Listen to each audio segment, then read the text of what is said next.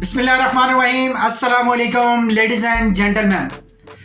आप बिजनेस कर रहे हैं, लेकिन आप लोगों ने कभी देखा है सेम मार्केट में same product profit margin different क्यों है?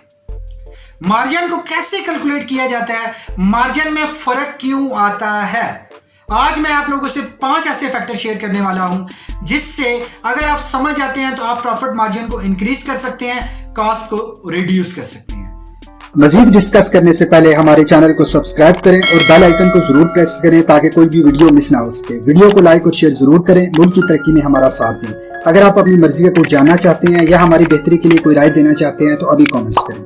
तो दोस्तों, आगे बढ़ने से पहले आप लोगों से रिक्वेस्ट करूंगा इस वीडियो को कंप्लीट एंड तक जरूर देखिएगा, क्योंकि वीडियो के दौरान मैं आप लोगों से कुछ ऐसी जबरदस्त टिप्स शेयर करूंगा जिससे आपका टाइम और एफर्ट सेव हो सकती हैं।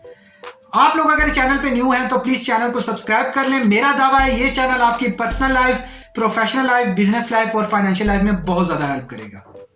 तो चलते हैं अपने टॉपिक की जानिब।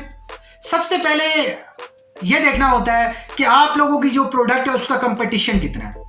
अगर कंपटीशन बहुत हाई है तो आप लोगों को अपना प्रॉफिट मार्जिन कम करना पड़ता है। 13 to 17% प्रॉफिट मार्जिन होता है जब आपका जो कंपटीशन है आपका लो होता है।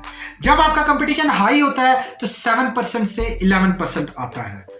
फिर उसके बाद लार्ज मैन्युफैक्चरिंग है, आपकी प्रोडक्ट बहुत ज्यादा सेल हो रही है तो उसमें जो मार्जिन आएगा प्रॉफिट मार्जिन वो 2 to 5% आएगा। ये 3 थे, एक था लो आपके कंपटीशन, एक था हाई कंपटीशन, एक था आपका लार्ज मैन्युफैक्चरिंग इंडस्ट्री। अब ये देखिए कि आपकी बल्क में जब प्रोडक्ट सेल होती हैं, 10 प्रोडक्ट सेल होना और 100 प्रोडक्ट सेल होना। जब 100 होंगी प्रॉफिट मार्जिन आप कम करेंगे, 10 होंगी प्रॉफिट मार्जिन थोड़ा बढ़ा देंगे। जो लो कंपटीशन हाई कंपटीशन है वो आपका इस 10% में आ रहा है, लेकिन जब आप इंडस्ट्री वाइज देखेंगे, मैक्सिमम प्रोडक्शन देखेंगे तो आप मैन्युफैक्चरिंग इंडस्ट्री में कैलकुलेट करेंगे तो 2 to 5% आप प्रॉफिट मार्जिन को देखेंगे। लेकिन 2 फैक्टर्स और भी हैं। क्या आपको पता है प्रॉफिट मार्जिन में 2 फैक्टर और कौन से हैं? नंबर 4 पे आ जाता है कि आपकी जो प्रोडक्ट की लोकेशन है वो कहां है। फॉर एग्जांपल, एक कंपनी 10 किलोमीटर की दूरी पे प्रोडक्ट को डिस्ट्रीब्यूट कर रही है और एक कंपनी 100 किलोमीटर की दूरी पे प्रोडक्ट को डिस्ट्रीब्यूट कर रही है। तो आप देखिए प्रोडक्ट सेम है, कॉस्ट बढ़ गई है, प्रॉफिट मार्जिन कम हो गया। क्योंकि प्राइस नहीं बढ़ा सकते, क्योंकि दोनों कंपटीटर एक ही जैसी प्रोडक्ट है, प्राइस बढ़ाएंगे सेल रिड्यूस हो जाएगी। तो यहां पे आप लोगों को समझने की जरूरत है कि दोनों के प्रॉफिट मार्जिन में कहां पे क्या फर्क आ रहा है। इसलिए आप लोग ऐसी लोकेशन सेलेक्ट करें जहां पे आपको प्रॉफिट मार्जिन ज्यादा हो सके। उसके बाद आ जाता है कि कंट्री टू कंट्री आपका बायर कौन है, आप कहां से प्रोडक्ट को बाय कर रहे हैं। फॉर एग्जाम्पल, एक पर्सन कर रहा है एक सिटी से, एक पर्सन कर रहा है दूसरे सिटी से।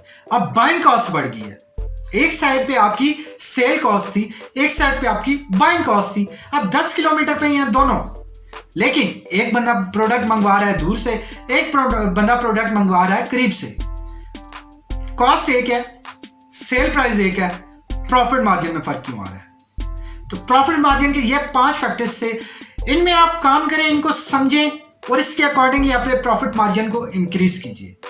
कॉस्ट को रिड्यूस करके भी प्रॉफिट मार्जिन इंक्रीज हो सकता है। और इन 5 फैक्टर्स को अच्छी तरह से अगर आप समझ जाएं, इस वीडियो को रिवाइज करके देख लें, फिर आप देखेंगे आपको कितने अच्छे तरीके से इन चीजों की अंडरस्टैंडिंग डेवलप करने के बाद प्रॉफिट मार्जिन इंक्रीज करेगा। तो दोस्तों, उम्मीद करता हूं ये वीडियो आपको पसंद आई होगी। प्लीज आप वीडियो को लाइक करके कमेंट्स एक बार जरूर कीजिएगा, क्योंकि आपके कमेंट्स से हम मजीद वीडियो लेकर आते हैं।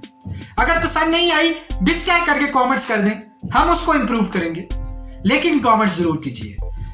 आखिर में यह कह के आप लोगों से इजाजत चाहूंगा कि एक छोटी सी सोच आपकी पूरी लाइफ को चेंज कर सकती है।